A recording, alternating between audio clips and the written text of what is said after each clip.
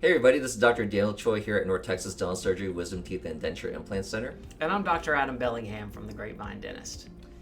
So today we're going to talk about, say you've got an existing denture or your denture wearer already, but it's starting to not fit anymore. And so your question is, okay, so do I need a new denture, or is there something that can be done to make my old denture fit again, and how do I know which one I should do? Right. And so there's a couple of criteria that we can use for that kind of thing. Mm-hmm. So say you've had this denture for 10 years or so. You know, when I'm looking at a denture of, will I try and repair it, or should you make a new one? I'll look at the age of your denture, how long have you had it, how well does it still fit? If you've got one and we put it in and that thing is just not even close. Well, one thing to actually, sorry to interrupt, take a step back real quick is, I think we should also ask them, because it might be a female, some older guys don't care, right? True. Ask them if they like the aesthetics of it too. Do you still like your old denture? Right. I mean, is there things you want to change about it, or do you still love how it looks and you know, it's a part of you and you still like it? Right. You know, yeah, that would definitely be step one. How do you feel about your current denture? But if it's just a fit, yeah, there's certain things that we can do to it. Yes. Versus just having to make a new one. Right? Yeah. Okay. So when we're looking at it and deciding should we refit it or what we'll call reline it, where it's basically we can do an impression on the inside of your old denture. So basically on the underside. Yeah, we'll do an impression on the underside. This is actually a snap-on denture, just ignore those ignore all the snappy snappy things in there. Yeah, but like we can, basically what we're saying is that, like, so this is a lower denture, and lower dentures are notorious for, like, because your tongue is moving all the time when you're talking, eating, your denture wants to do this, and it just drives people crazy. Yeah. And then over time, that patient may have lost more bone, or their gums and bone healing, whatever it was after surgery, or whether they've had this for 10 years, their bone starts changing. So what you're saying is that the way that this fit can be compensated for to fit on the gums here, we can do some stuff called a reline. Yeah, what we basically do is we do an impression in that underside of your denture, send it to the lab, and they're going to refit that inside by adding fresh new acrylic on the inside of your denture to fill in those voids and spaces that you've picked up if you've lost some bone or tissues thinned out or things like that. It's kind of, you know, for lack of a better term, kind of like retreading a tire, so to speak. Oh yeah. You know, the idea of like, hey, the rest of this thing's still good. We just need to, you know, refurbish it a little bit. Right. And so we look at that on how much change has happened if we put it in, and it's still fairly stable, but we just don't, it's got a little bit of wobble or just doesn't quite have the suction it used to. Right. And the rest of the denture is in really good repair. Right. Then by all means, we'll refit that inside. And it's still good for another 10, 15 years or whatnot. Okay. Other criteria, if it's really loose or really wobbly, you know, there's only so much you want to attempt to reline. Okay. Or you're going to lose accuracy when you try and do that impression. Right. So when I'm doing that impression, I'm going to fill that denture with some goo and put it in and try and fully seat it and have you bite and hold it in place. Okay. Well, if that thing is really, really loose, chances are when you put that in, it's not gonna settle where it needs to. Okay. And if they reline that and it's off, it's game over. You got to start over. Okay. So at that point, you'd say we just need to make a new one. Okay. So that's one of the distinguishing factors. Yeah. Someone if the comes fit in. is, if it would need a lot of material in it to get it to fit again, you're better off starting from scratch and making a new one. Okay. The other thing we'd look at is how worn out are the actual teeth on your denture. Now this thing is made out of acrylic, as are these teeth, and they will wear with time, just like natural teeth. Years and years of chewing on food, they stain, and you'll wear those teeth down. Now if you worn all those cusps off those teeth, well, it's time to get a new denture. You know, just like anything wears out and needs to be redone.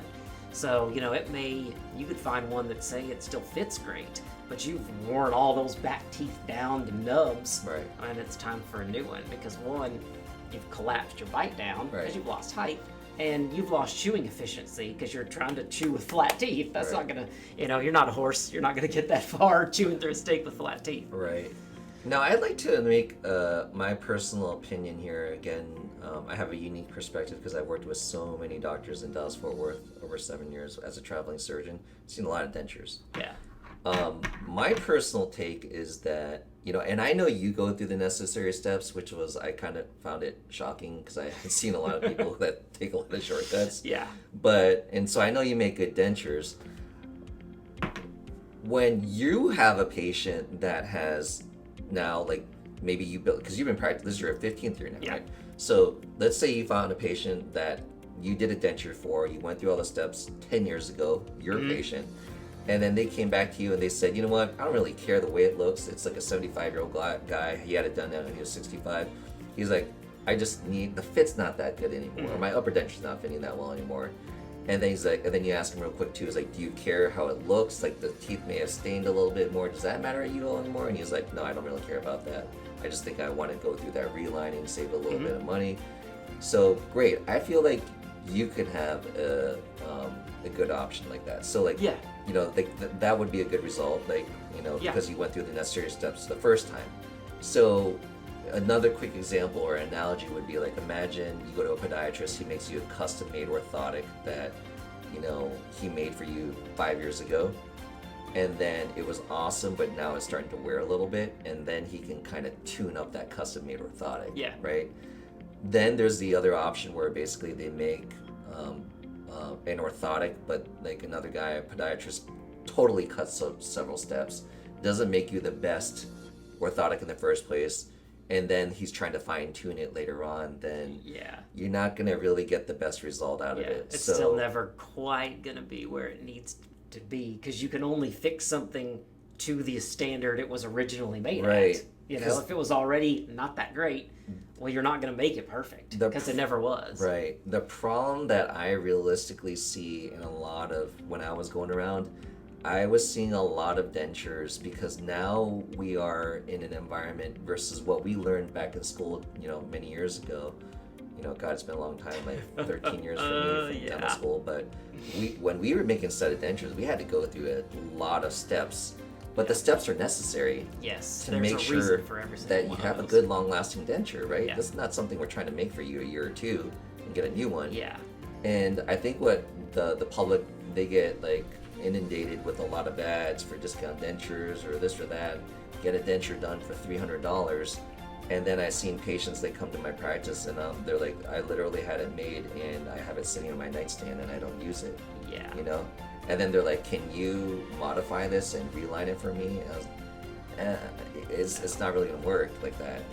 I mean, if there's certain things that can't be changed in a denture that a reline won't fix.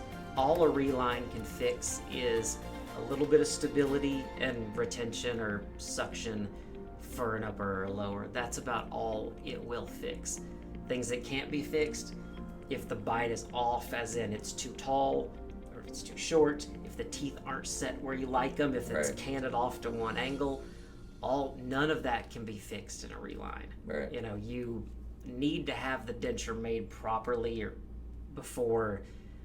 All those things have to be correct for a reline to really benefit you a whole lot. If all that stuff is off, you just have to start from scratch and make a new one. But kind of like your original example, a guy that, say, I made his denture 10 years ago, it's starting to get a little bit loose. We got a little bit of wear on the teeth, but not bad. Well, everything else about it is correct. So by any, it doesn't need to, you picked up some stain on it, but it's like, hey, he doesn't care, whatever. I just want to be able to, a little bit more stability to chew again. By all means, reline that denture. It's still got a ton of life in it. But if there's other stuff wrong with it, hey, I don't like how it looks, or it's kind of tilted, or the bite's wonky, that kind of thing, you just kind of have to start from scratch. So basically, to sum this up, you're basically saying that you take an all-encompassing approach. You ask what the patient's looking for. Are they looking for aesthetics and function? Or are they looking just for function?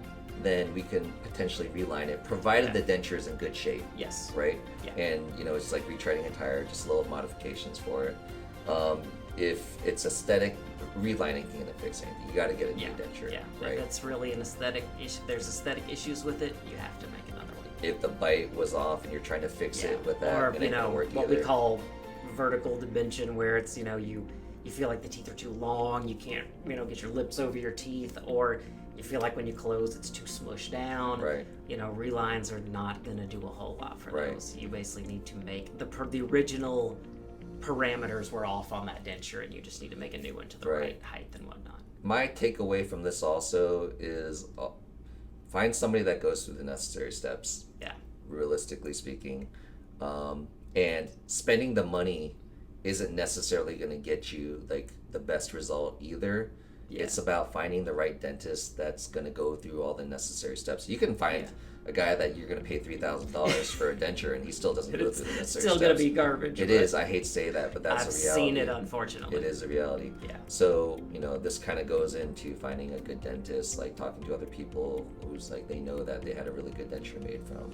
So, that's like another main takeaway from this. Yeah. So hopefully you guys found this information helpful. If you did, please give us a thumbs up and a follow on our channels. North Texas Dental Surgery for me. And the Grapevine Dentist. All right, thanks, and see you later. Thanks.